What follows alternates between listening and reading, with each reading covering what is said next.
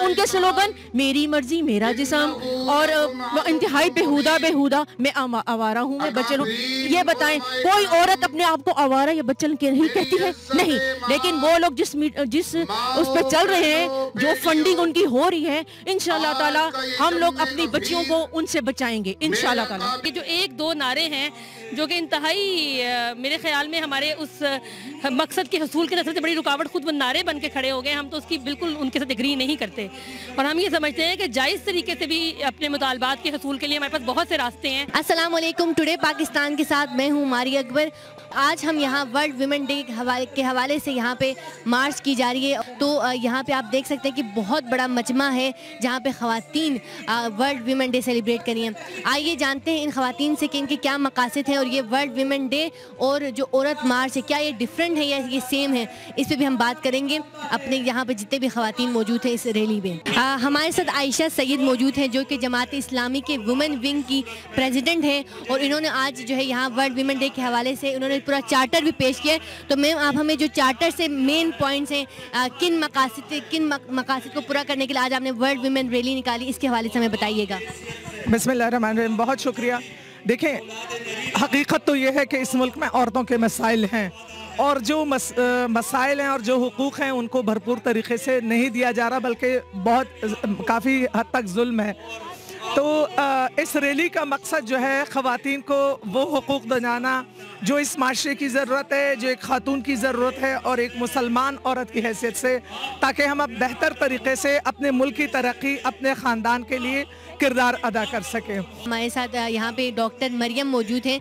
इनसे जानते हैं कि जो स्लोगन्स जो है ये डिफरेंट मार्च में इस्तेमाल किए जा रहे हैं, इनके हवाले से एक घरेलू ख़वातीन इन स्लोगन से कितना एग्री करती हैं, इसके हवाले से हम इनसे पूछते हैं। देखिए, जो स्लोगन्स हैं मुझे लगता है कि यही सबसे बड़ी रुकावट बन के खड़े हो गए हमारे हकूक़ के हसूली के अंदर। हमारा जो बेसिक एम है वो तो अपने हकूक़ को हासिल करना है जो अल्लाह और रसूल ने हमें दिए हैं और मुआशरे से हम हकूक़ डिमांड करते हैं। लेकिन ये जो स्लोगन्स रेज़ किए जा रहे हैं इनको इतना मिस इंटरप्रेट हो रहे हैं कि लोग इनके मतलब के पीछे ही लग गए हैं कि इसका ये मतलब नहीं तो ये मतलब है। और जो औरत की हकूक़ की असल बात है वो तो बहुत बैकग्राउंड में चली गई है। जो 90% 95% औरत हमारी जिन मसाइल का शिकार है, जो तशद्दुद का शिकार है, जिसके सिंध के इलाकों में वडेरा सिस्टम के अंदर जहाँ उसका इस्तेहसाल किया जा रहा है, तालीम जो इतनी महंगी कर दी गई है उसको तालीम से महरूम किया जा रहा है, तो उन मसाइल का तो तज़किरा बिल्कुल बैकग्राउंड में चला गया। और ये जो एक दो नारे हैं जो कि इंतहाई मेरे ख्याल में हमारे उस मकसद के हसूल के सबसे बड़ी रुकावट खुद वो नारे बन के खड़े हो गए। हम तो उसकी बिल्कुल उनके साथ एग्री नहीं करते और हम ये समझते हैं कि जायज़ तरीके से भी अपने मुतालबात के हसूल के लिए हमारे पास बहुत से रास्ते हैं और उन्हीं में से एक रास्ता भी हमने इख्तियार भी किया है। हम यहाँ आयशा से पूछते हैं कि जो इन्होंने बैनर उठाया हुआ इसका क्या मतलब है? औरत की आज़ादी, मुतालबा, आफिया सिद्दीकी, इसके क्या कहना चाह रही हैं आप इस बैनर के? इस बैनर के लिए ये कहना चाहेंगे कि हर औरत को अपनी आज़ादी का इस तरह ज़्यादा मुतालबा नहीं करना चाहिए, जितनी अल्लाह ताला ने उसको आज़ादी दी है उसी पर रहना चाहिए।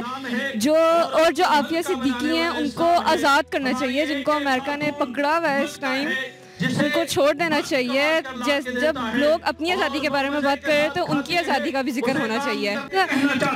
बाहर आज़ाद फिर रही हैं ख़वातीन और उनको कोई पाबंदी नहीं है, वो इनकी आज़ादी की तो बात नहीं करती, कश्मीर की औरतों की आज़ादी की बात नहीं करती जिन पे जुल्म हो रहा है वाकई, और शाम में औरतों पे जुल्म हो रहा है वहाँ पे आज़ादी की बात नहीं करती। वो फजूल नारे जो कि इस्लाम से निकल के और नंगे फिरना वो बात कर रही हैं, वो पाकिस्तान में हम नहीं होने देंगे। हमारे साथ यहाँ पे एक और खातून मौजूद है जिन्होंने एंटी फेमिनिस्ट का जो है स्लोगन उठाया हुआ है। इनसे जानते हैं कि इस जो है स्लोगन का क्या मतलब है। एंटी फेमिनिस्ट जो कि अंग्रेज और यहूदियों की एक तंजीम ने हमारे मुल्क में हमारी जो लिबरल औरतें हैं उनके सुपुर्द किया है, जिनका मकसद है कि औरतों को आज़ादी देना। कौन सी आज़ादी? इस्लाम ने सबसे ज्यादा औरत को आज़ादी दी है। उस आज़ादी का ये देखें कि आज हमें हमारे खामदों की तरफ से, हमारे बापों की तरफ से आज़ादी है तो हम यहाँ पे खड़े हैं ना। अल्लाह ने और अल्लाह के रसूल ने और कुरान ने हमें मुसलमान औरत को सबसे ज्यादा आज़ादी दी है। हम उस आज़ादी के खिलाफ हैं जो कि नंग धड़ंग है, जो कि आप सब लोग जानते हैं कि पिछले साल जो उन लोगों ने बैनर्स उठाए वो एक शरीफ और खान जो लोग हैं और मुस्लिम जो लोग हैं उनके ये डिमांड्स नहीं हैं। जो डिमांड्स हैं अगर वो उन डिमांड्स को उन रूल्स को अपनाते हम उनके साथ होते। यानी औरतों पे जुल्म जो उनको छोटी उम्रों में उनकी शादी की जाती है, उन पे तेजाब फेंका जाता है, उनको जायदाद में से हिस्सा नहीं दिया जाता, ये अगर स्लोगन उनके होते हम उनके साथ होते। लेकिन उनके स्लोगन मेरी मर्जी मेरा जिस्म और इंतहाई बेहुदा मैं आवारा हूँ, मैं बच्चन हूँ। ये बताएं कोई औरत अपने आप को आवारा या बच्चन नहीं कहती है? नहीं। लेकिन वो लोग जिस उस पे चल रहे हैं, जो फंडिंग उनकी हो रही है, इंशाल्लाह ताला हम लोग अपनी बच्चियों को उनसे बचाएंगे इंशाल्लाह ताला। हमारे चार्टर जो है उसकी बुनियादी चीज़ें, सबसे बड़ी चीज़ कि हमारी खातून विरासत से महरूम है, उसको विरासत में हिस्सा दिया जाए ताकि वो मजबूत हो, उसको इस्तेहकाम मिले। और ये हकीकत है कि हमारी कौम की बच्चियां, बेटियां, माएँ जो हैं विरासत से महरूम हैं। इस तरह से हमारा दूसरा जो नुक्ता है वो तालीम के हवाले से है कि तालीम को आम करने के लिए हर जो 70% ख़वातीन हैं हमारी जो कोई एजुकेशन में नहीं पढ़ना चाहते और वो तालीम से महरूम है, हर ज़िले की सतह पे तमाम बच्चियों को आज़ादाना माहौल दिया जाए और इनको एक अलग ख़वातीन यूनिवर्सिटी का क़याम हो। और अल्लाह का शुक्र है कि जमात इस्लामी ने अमलन ये काम किया। मैंने खुद as a member of national assembly अपने ज़िले सवात के लिए, मेरा ताल्लुक़ ज़िले सवात से है, और इसी दौरानिया में एक अलग ख़वातीन की यूनिवर्सिटी की मंजूरी ली हुकूमत पाकिस्तान से। और हमारा तीसरा मुतालबा है कि ख़वातीन की सेहत, बहुत सारी ख़वातीन हमारी ज़चगी के दौरान ज़च्चा और बच्चा की जो सेहत है उस पर फोकस नहीं किया जा रहा और ज़चगी के दौरान वो ज़िंदगी से महरूम हो जाती हैं, जो कि एक बहुत बड़ा सरमाया है इस मुल्क का। और बहुत सारे बच्चे जो है अपनी माँ से महरूम हो जाते हैं और घर जो हैं वो उजड़ जाते हैं। तो हमारा मुतालबा है कि औरतों को हर तरह की सेहत, आसान सेहत की फराहमी मुमकिन बनाई जाए। इस तरह से आसान इंसाफ की फराहमी जो है वो बहुत ज़रूरी है। और जो वर्किंग वुमेन हैं उनके जो मसाइल हैं उनकी ड्यूटीज़ कम की जाएँ, उनकी तनख्वाहें बढ़ाई जाएँ, उनकी ज़चगी के दौरान जो छुट्टियां हैं उसको ज़्यादा किया जाए, वर्किंग प्लेस को मॉनिटर किया जाए। गवर्नमेंट और प्राइवेट सेक्टर को हुकूमती रिस्पॉन्सिबिलिटी है कि वो तमाम वर्किंग प्लेस को मॉनिटर करे और ख़वातीन के लिए महफूज बनाए ताकि ख़वातीन बेहतर तरीके से अपना रोल मुल्क की तरक्की, माशरे की तरक्की और अब ख़ानदान को आगे बढ़ाने के लिए प्ले करे। इस तरह से जो कुरान से शादी और कारोकारी का ज़ालिमाना रसूम है उसका ख़ात्मा किया जाए और ज़ैनब जैसी बच्ची, फरिश्ता जैसी बच्ची जो दरिंदगी का निशाना बन के मौत की भेंट चढ़ गई, तो उसके लिए कि मतलब जो बिल अभी मंजूर हुआ, ये बिल हमने पेश किया था, पहले मैंने खुद पेश किया था जब ज़ैनब केस हुआ था कि उनको उस बरसरे-आम फांसी दी जाए ताकि ऐसे जुल्म आइंदा माशरे में नज़र ना आए। इस तरह जो ट्रांसपोर्टेशन है ख़वातीन के लिए सेफ ट्रांसपोर्टेशन और सहूलत के साथ, ताकि वो वर्किंग प्लेस पे और अपने घरों को जल्दी से वापस जाके अपने ख़ानदान को तहफ़्फ़ुज़ दे सके।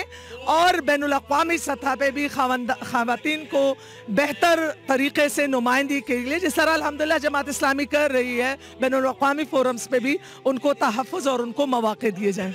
आज वर्ल्ड वुमेन डे के जो है मौके पर हमारे साथ international Muslim women union Asian region की प्रेसिडेंट मौजूद थे, शगुफ्ता साहिबा। इनसे जानते हैं कि इंटरनेशनल मुस्लिम वुमेन यूनियन का क्या मकासद है और स्पेशली पाकिस्तान में इस जो है वर्ल्ड वुमेन डे को कैसे सेलिब्रेट करी है। अस्सलाम वालेकुम अस्सलाम। आपने जो पूछा कि इस यूनियन के क्या मकासद हैं, ये यूनियन जो है 1996 में तमाम दुनिया में मुसलमान औरतों को एक मुश्तरका प्लेटफॉर्म मुहैया करने के लिए कायम की गई थी और इसका बुनियादी मकसद तमाम लोगों को एक मसाइल के लिए इकट्ठा करना और पूरी दुनिया में औरतों के मसाइल पर गुफ्तगू करना और उसके हल के लिए कोशिशें करना, और इसके साथ साथ इस्लाम के रियलम में इसको क्या हम इस्लाम के उसमें देखें कि क्या क्या मसाइल किस तरह हम हल कर सकते हैं। और उसका एक बहुत बड़ा फ़ायदा हमें यह है कि हमारी आवाज़ पूरी दुनिया में एक है और हम वो देख सकते हैं कि वहाँ का क्या मसला है, जैसे अफ्रीका का क्या मसला है, यूरोप का क्या मसला है, और उस हवाले से हम डिस्कशंस करते हैं। Ma'am, we want to promote the positive image of Pakistan in international media, so I really want to ask you that how this world women day really is different with Aurat March. Sorry? How this World Women Day really, right now you are celebrating, how this is different with Aurat March? Actually, I don't know why Aurat March is defined like a Aurat March, because I think this is the right of many people to have it in their own way. But this rally, I am part of it, is like I told you, it working within the realm of Islam. We say that women rights are not separated from the society. Women is part of a family. In the society also, women are working, men are working. So both of them need their rights, and both of them should perform their duties.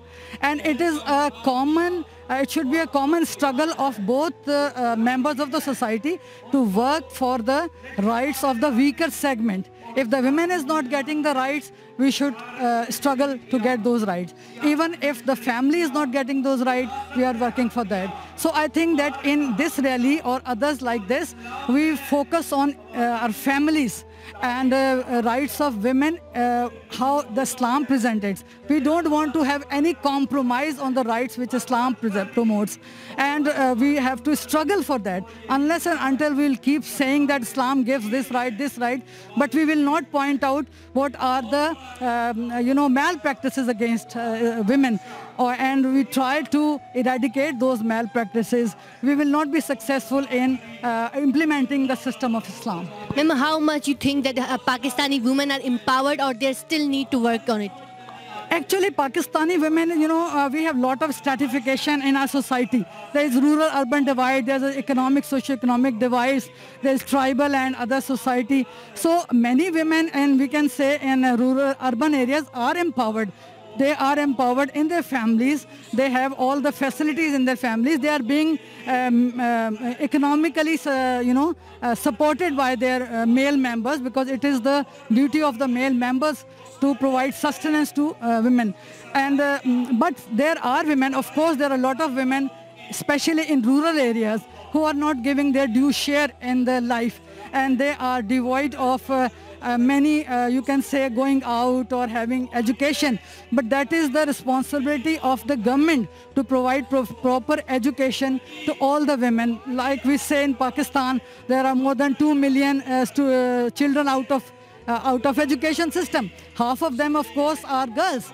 So it is the responsibility of the government to provide education for those.